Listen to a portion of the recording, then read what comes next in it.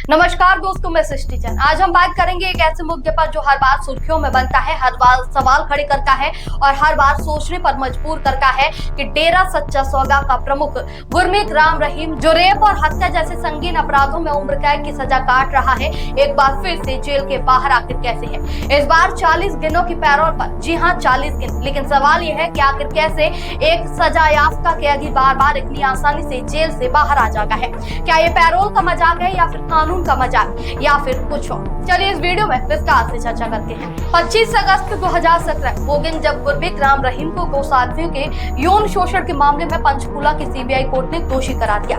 सजा सुनाई 20 साल की कैद। इसके बाद साल 2019 में पत्रकार रामचंद्र शतपथी की हत्या के मामले में उसे आजीवन कारावास की सजा सुनाई गई। पंचकूला और सिरसा में उस दिन भयंकर हिंसा हुई। 40 से ज्यादा लोग मारे गए, कई परिवार उजड़ गए। पीड़ित साथियों की जिंदगी पहले ही तबाह हो चुकी थी, लेकिन क्या सजा ने वाकई न्याय दिलाया? दोस्तों, बात अगर तथ्यों की करें तो यहाँ पर साल 2017 में 25 अगस्त से लेकर 5 अगस्त 2025 तक, यानी कि 8 साल, कुल 2902 दिन।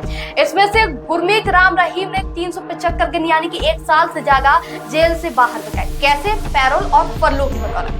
2017 से 2021 तक तो उसे इक्का दुक्का पैरोल मिली। मिसाल के तौर पर साल 2020 में मां से मिलने के लिए 1 दिन की पैरोल, 2021 में बीपी चेकअप और मां से मिलने के लिए कुछ 1 और 2 दिन की पैरोल। लेकिन साल 2022 में हरियाणा सरकार ने Haryana good conduct presenters temporary release act में बदलाव किया और फिर शुरू हुआ पैरोल का सिलसिला।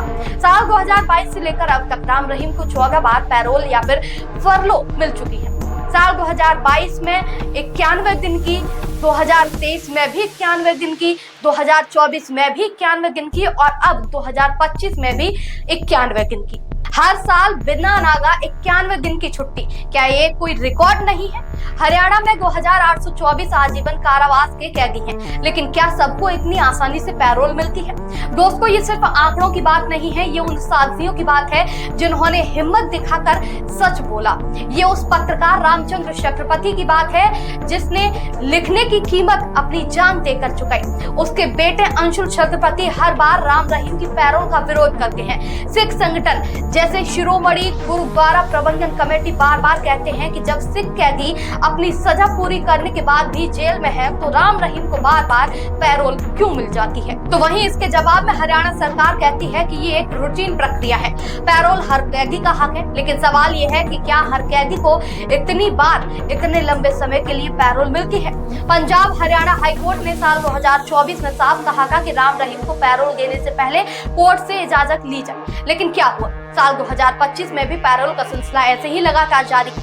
एक और कोण यहाँ देखने को मिलता है कि राम रहीम की पैरोल का समय अक्सर चुनावों के आसपास मेल खाता है। साल 2024 में लोकसभा चुनाव के पहले 50 दिन की पैरोल हुई थी। हरियाणा विधानसभा चुनाव से ठीक 20 दिन पहले की पैरोल और अब रक्षाबंधन और उसके जन्मदिन के बहाने 40 दिन की पैरोल। डेरा सच्चा सौदा के 1.5 करोड़ अनुयायी हैं और हरियाणा में उनकी 21 शाखाएं।